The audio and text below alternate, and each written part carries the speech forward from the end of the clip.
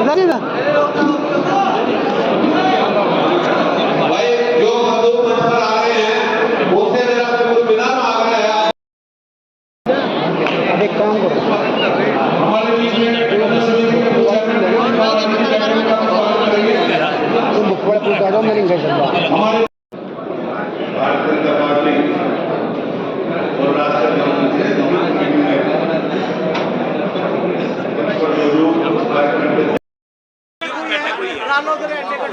देखिए, राष्ट्रीय लोकदल भारतीय जनता पार्टी का जो गठबंधन हुआ है, मुजफ्फरनगर लोकसभा और बिजनौर लोकसभा की आपस में परिचय बैठक और आपस में कार्यकर्ता और पदाधिकारियों का मिलना और एक संदेश कि हम अब चुनाव दोनों लोकसभा का साथ मिलकर लड़ेंगे। भारतीय जनता पार्टी के कार्यकर्ता बिजनौर लोकसभा का चुनाव संभालेंगे और राष्ट्रीय लोकदल के कार्यकर्ता मुजफ्फरनगर लोकसभा का चुनाव संभालेंगे। सब मिलकर इस चुनाव को लड़ेंगे और मोदी जी का तीसरी बार देश को प्रधानमंत्री बनाएंगे। उत्तर प्रदेश की 80 से 80 सीटें जीतने का लक्ष्य लेकर आज हम मैदान में जाएंगे। मंत्री जी, मुजफ्फरनगर में किस तरह की तैयारी चल रही है लोकसभा चुनाव की? आप लगातार भाई जैसी तैयारी चुनाव के लिए होती है वो सारी चल रही। एक तरफ गठबंधन का नरेंद्र मलिक है और एक तरफ आप, तो किस तरह से टक्कर मानते करोगे भी? भाई ये तो जनता बताएगी। अब तो हर चुनाव में तो होता है, ये चुनाव तो लड़ना ही पड़ता है, निर्विरोध तो करवाओगे नहीं आप।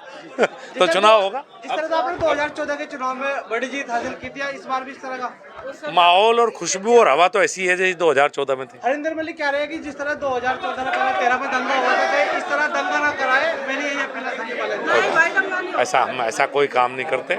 10 साल से मैं सांसद हूँ, ना कोई जातीय ना धार्मिक तनाव मुजफ्फरनगर जनपद में हुआ।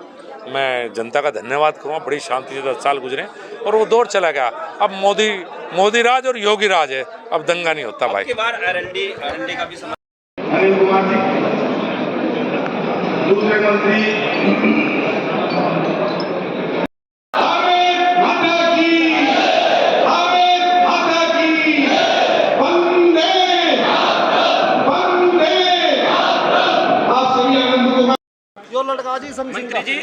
मंत्री जी आज संयुक्त बैठक में शामिल हुए आपकी, किस तरह का जो है यहाँ पर निर्णय लिया गया है?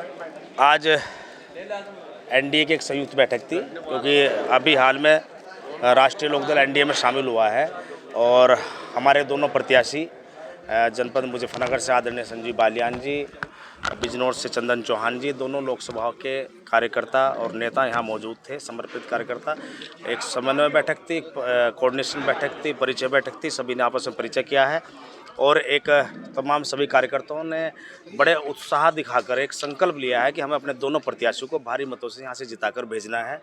और मुझे लगता है कि यहाँ इस बैठक में सर्व समाज के लोग मौजूद थे। ये बड़ी बात होती है, जिस प्रत्याशी को सर्व समाज का वोट मिलता है वो कभी नहीं हारता। मेरा ये मानना है, मेरा अनुभव है। मंत्री जी, दोनों लोकसभाओं में दलितों की वोट ज्यादा है, तो उसको किस तरह से सपोर्ट रहेगा दोनों का? तो उसका दुख है, वोट ज्यादा वोट मिलेंगे, वो वोट एनडीए को मिलेंगी। देखो, जो सम्मान जो दिया है दलित समाज को, जो सम्मान दिया है वो एनडीए ने दिया है, आदरणीय जयंत चौधरी जी ने दिया है, माननीय मुख्यमंत्री जी ने जिम्मेदारी दी है, तो एनडीए को वोट मिलेगा। देखो, जो राजनीति में सम्मान की बात होती है, किस प्रकार किस वर्ग को कैसे कैसे सम्मान देने की बात होती है, ये एक जो है सभी राजनीतिक दल की अपनी स्ट्रेटेजी होती है। तो जब एनडीए ने सम्मान दिया तो हमारे समाज के लोग, देखो ये सारे जो है हमारे वाले खड़े हैं और किससे पूछ ले, अगर कोई मना कर दे भाजपा सरकार, मैं कह रहा सब हमारे हैं। भाजपा सरकार के द्वारा लोकदल कार्यकर्ताओं पर अपनी सरकार में अत्याचार किए गए, युवा नाराज थे, तो अब उन्हें कैसे मना? देखो मेरी बात सुनो, जब मान लो जो है ना सत्ता और विपक्ष होता है, सत्ता मान लो मैं सत्ता में हूँ, तो मेरे पास जो कार्यकर्ता का, मैं अपने कार्यकर्ताओं की मुझे बात सुननी पड़ती है।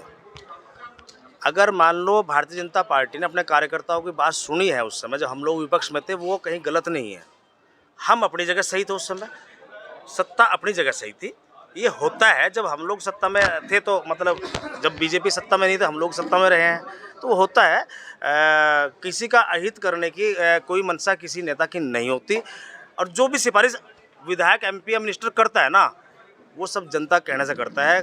कोई बोर्ड नहीं लगता कि भाई जो है आओ और सिफारिश करो, इश्तेहार नहीं दिया जाता।